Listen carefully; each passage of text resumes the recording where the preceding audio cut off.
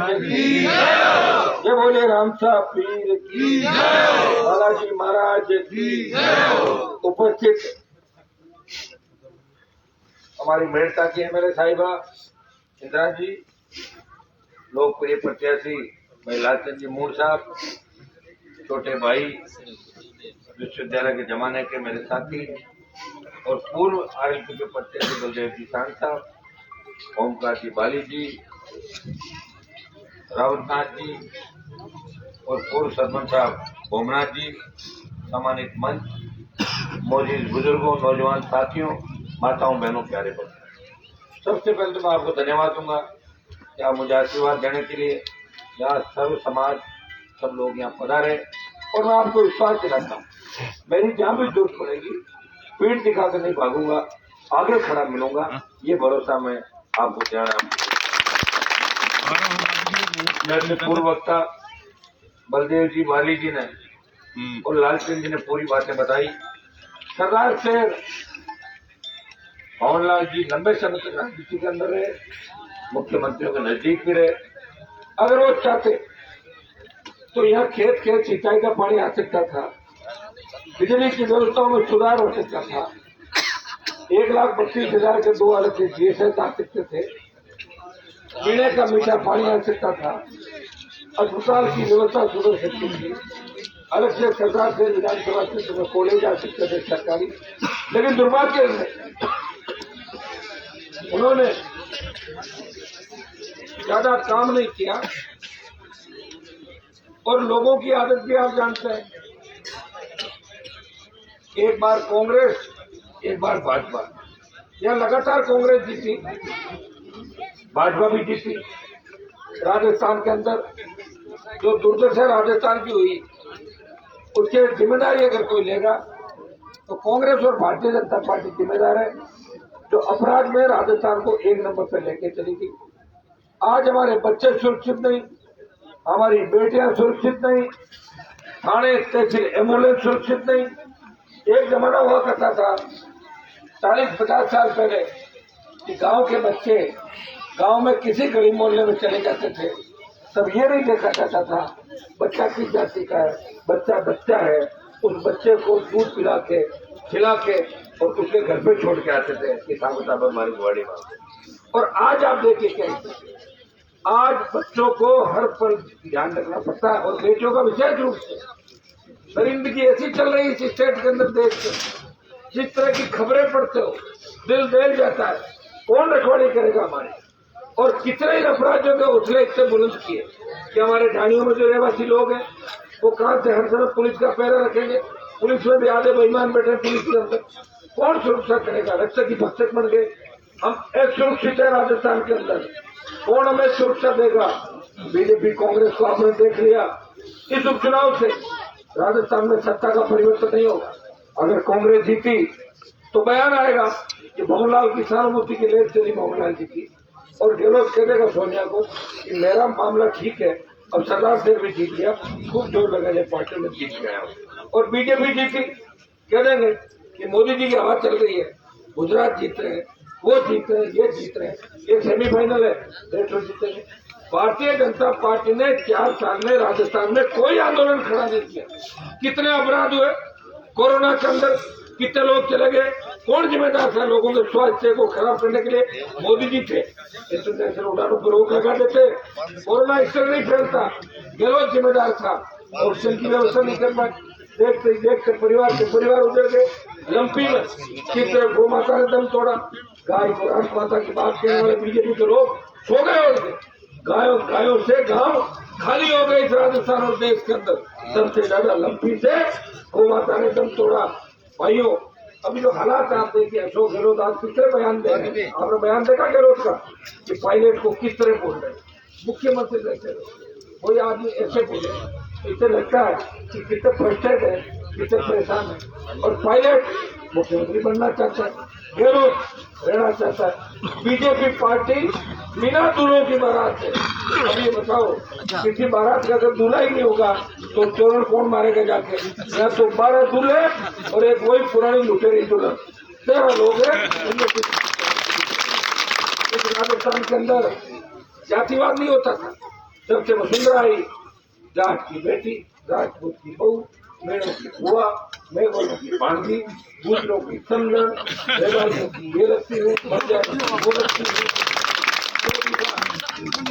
जो दिखा उसी को उसने या तो राखी बांध दी या उससे अपना बना लिया, अपना बता दिया, पता ही नहीं चला। और आज तक हमें तो ये भी पता नहीं चला, तो मुझे तो खैर पता चल गया कि उसकी जाति क्या है, लेकिन हर आदमी को पता नहीं कि वसुंधरा की जाति क्या है। आप जानते हो क्या उसकी जाति है? गडरिया।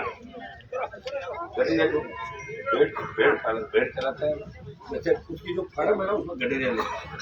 और तो वही बात करें जो डॉक्यूमेंट की बात है, अपनी जाति छुपाने में क्या फायदा होता है बताना चाहिए ना। हर आदमी और जो भगवान जाति रहता है जहाँ अपना जन्म हुआ, हम लोग तो मेरे को ही कहते हैं कि हनुमान जी जातिवाद फैलाते हैं। कहाँ फैलाए? मुझे नाम बताओ, मुझे कोई गाँव बताओ ऐसा कि हनुमान ने जातिवाद फैलाया।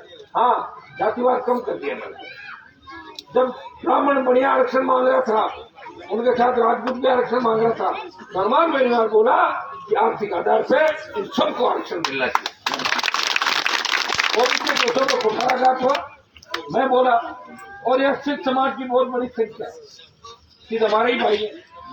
एक रास्ता दिखाया गुजर समाज की है, तो गुजर समाज को कहना चाहूंगा कि पायलट को मुख्यमंत्री बनाने के लिए हनुमान बेनीवाल पहला नेता है जो बोला कि सचिन को मुख्यमंत्री बनाओ। दोबारा बोला सरकार गिरी थी, पवनलाल जी ये तो मानेसर कैंप में थे, ये तो दूसरे सिस्टम से गए थे। मैं बीजेपी के साथ 3 विधायकों के साथ खड़ा था सरकार गिराने के अंदर। गुजर हमारे भाई है, लेकिन सिद्धों का जाटों के साथ जो रिश्ता है वो खून का रिश्ता। 99% सिद्ध वही लोग होंगे जो जाट से बने थे और प्रसाद जी किसान परिवार से हुए। हमारे समाज की गौरव है। सिद्ध वो कौम है, पंथ है जिन्होंने योग सिखाया, लड़ना सिखाया। और आज भी अगर अग्नि हाथ में कोई लेता है, धधकते अंगारों को के ऊपर कोई नाच तो वो नृत्य कोई करता है तो उसको मुंह में ले लेता है। वर्ल्ड का कोई वैज्ञानिक ये समझ नहीं पाया ये कौन सा मंत्र है जो आपके मैं सिद्ध समाज को आश्वस्त करता हूँ कि राजस्थान के अंदर तो आप ओबीसी के अंदर हो, लेकिन दिल्ली में सिद्धों को ओबीसी का लाभ नहीं मिल रहा है। अब की बात जब लोकसभा चलेगी भरोसा दिलाता हूँ सिद्धों को, विष्णुओं को और बची ओबीसी की जो भी जातियां उन सबको दिल्ली में केंद्र में आरक्षण मिले। ये मामले मैं तो सिद्धों की बहुत बड़ी कृपा मेरे ऊपर 5 का आसन पीठ वहाँ पे हमेशा जाता रहता हूँ आपके कार्यक्रमों के अंदर। दत्ताजी महाराज का नबी भगत हूँ, उन्होंने जो ऊर्जा पैदा की जमाने के अंदर नए प्रदेश की चित्र मुगल शासक दूसरे शासक हिंदू धर्म का उस समय ये लोग भगवान के रूप में आ गए, चमत्कार किया और उसी का परिणाम है कि आज उनके बताए रस्तों पे अपन चल रहे। अब देखो उनके रस्ते में सारे अच्छे थे, लेकिन अब कोई चले नहीं, ये तो अपने को चेक करना। आज मेरा राजनीति के अंदर मैं देखता हूँ मेरे साथ के नेताओं को और हमारी महिला नेत्रियों को देखता हूँ, एक एक बोतल दारू पी जाती है वो। और उनका जो सिस्टम आप देखो, यहाँ तो वोट मांगते समय तो केवल किसान की बेटियां और जैसे यहाँ से दूसरा खान पान रहन सहन दूसरा।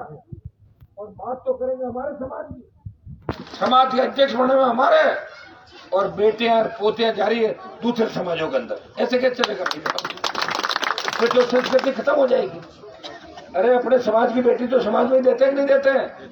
अब लोग पता नहीं क्या हो गया, लोगों के पैसे वाला कोई ऐसे काम करते हैं तो लोग उसके सगाई में भी चले जाते हैं, जिम में भी चले जाते हैं। और गरीब आदमी की बेटी कोई किसी के साथ लोग एक बेटी बजी हुई उसके वहां जाके साफे बनाते हैं। तो अपने को भी कुछ सीखना होगा।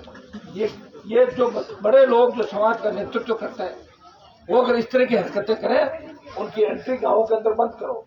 मैं तो जनवरी से अभियान चलाऊंगा कि मेरे समाज की गंदगियों ने जो राजस्थान में गंदगी फैलाई उनको ठीक करना जरूरी है, क्योंकि वो समाज को भी कमजोर करे और कौम को भी कमजोर करे। और ये नए बच्चे हैं ना, आज मैं ये शर्ट पहनता हूँ, दाढ़ी रख रहा हूँ, तो मैंने कहा तुम क्यों रखते हो? क्या आप रखते हो? इसलिए रखते हो। मुझे तो लग रहा है कि मुझे भी कुछ सुधार और करने की जरूरत है। कर लिया मैंने सुधार।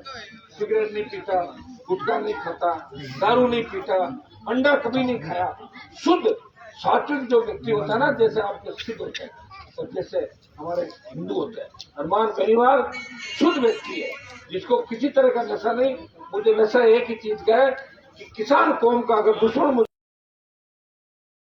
फलान सिंह जी, फलान राम जी, ढिमका राम जी, ढिमका जी का क्या लेना देना, आप बताओ। अब भवनलाल जी चले गए, भवनलाल जी खुद चाहते थे कि को वोट दे दे, उनको सबसे मिल जाएंगे।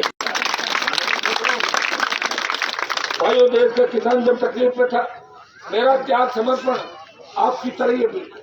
देश का किसान तकलीफ में था, दिल्ली का मंत्री पद छोड़ा, सड़क पर अगर देश में किसानों के साथ कोई बैठा, वो नागौर का सांसद था, चूरू का एमपी नहीं था साथ में, और सिकर वाले बाबा जी थे, और झुंझुनू वाले थे, तो सारे किसान के बैठे, किसान पुत्र है। लेकिन वहाँ मोदी जी का जयकारा करना पड़ता है। मोदी जी आंख टेढ़ी कर ले, टिकट कर जाए, और टिकट कर जाए तो 3000 वोट आए। टिकट करने के बाद कितने वोट? 3000। ये तो लड़ाई मैंने लड़ी थी राजस्थान, खुद राजस्थान हनुमान बेनीवाल चाहता है। राजस्थान की शुरुआत सरदार से चुनाव करना, आपको अपने भाई को मजबूत करना है, जो आपके गांव में वोट की अपील करने आया है। मैं तो हमेशा आपके लिए लड़ा हूँ, कोई बच्चा भी टेलीफोन कर दे, आप देख और सारी जातियों में लड़ता हूँ। रोज की मेरी सोशल मीडिया की पोस्ट उठा कर ट्वीट देखो, हनुमान बेनीवाल जहाँ भी अपराध होता है, चाहे अपराध किसी भी जाति को, हनुमान बेनीवाल उस जाति का साथ देता है जो पीड़ित है। मैं बदमाशों का साथ नहीं हूँ, गुंडों का साथ नहीं देता, आम आदमी गरीब आदमी का साथ देता हूँ, और सर्व समाज के साथ देता हूँ, विश्वास दिलाता हूँ। हजार से के अंदर ये हो गया तो गजब हो जाएगा, तो गजब भी तो करना आप लोगों को। लेकिन तो गाँव घूमो, अब की बार आप आशीर्वाद दे दो, इस राजस्थान को बदलना है, नौजवानों को रोजगार, किसान का कर्जा माफ हो, और हमारे सपनों का राजस्थान हो। ये सारा काम अगर कोई करेगा तो राष्ट्रीय लोकतांत्रिक पार्टी करेगी। 4 साल में बीजेपी ने एक आंदोलन खड़ा नहीं किया राजस्थान के अंदर, रोज फोटो छपा दे, एक बार बीजेपी ने ट्वीट किया, फोटो छपा दे। लोगों को, मीडिया को लगता होगा कि एक बार कांग्रेस, एक बार बीजेपी, तीसरा मोर्चा कभी आया नहीं। लेकिन भाइयों, पिछले 18 के चुनाव तक कांग्रेस को अगर 99 पे रखा और वसुंधरा को 70-72 पे रखा, तो हनुमान बेनीवाल की होकार, जवानों की होकार और किसानों की दलकार ने कांग्रेस बीजेपी दोनों को सत्ता में नहीं आने दिया था। आप आशीर्वाद देना, वोट तो रोज देते हो, 70 साल हो गए वोट देते हुए, 23 में फिर चुनाव आ जाएगा। अब की बार का वोट सर्व समाज मिलकर तय करे कि अब का वोट हनुमान जी खाते में देना, वो खुद मांगने आए थे। ये मदद आप मेरी करना, मैं विश्वास दिलाता हूँ कि सारे समाजों को साथ लेके चलूंगा। गांव के अंदर स्कूल जब तालाबंदी कर दी, मेरे पास टेलीफोन आया था, बल्कि कि आप आए थे ना, उसमें आके गए थे। स्कूल की समस्या हो या काफी जीएसए सरकार से कम 20-25 जीएसए नए बने हाथों हाथ, तब वोल्टेज की समस्या का समाधान हो, और 2,32,000 के जीएसए पड़े। और अगर थोड़ा सा हम प्रयास करें तो यहाँ तो पानी नजदीक है, नागौर तो बहुत दूर है, यहाँ जोधपुर भी दूर है, यानी इंदिरा गांधी ने यमुना का और हरियाणा का जो पानी है वो यहाँ अपन ला सकते हैं तारानगर, सरदार से प्रत्येक गांव के अंदर। लेकिन उसमें आपको हिम्मत रखनी होगी, क्योंकि हम तो उस देश से आते, हमारे बुजुर्गों ने हिम्मत रखी पूरी, अंग्रेजों से लड़े, जागीरदारों से लड़े, अकाल का साया और नेताओं का धोखा, फिर भी हिम्मत से काम चलाते रहे। आप मुझे ऊर्जा देना, मैं थकने वाला नहीं हूँ, रुकने वाला नहीं हूँ, कभी आपके सम्मान को ठेस नहीं लगने दूंगा, और किसान कौम का झंडा हमेशा ऊंचा रखूंगा। ये विश्वास आशीर्वाद देना और मजबूती देना।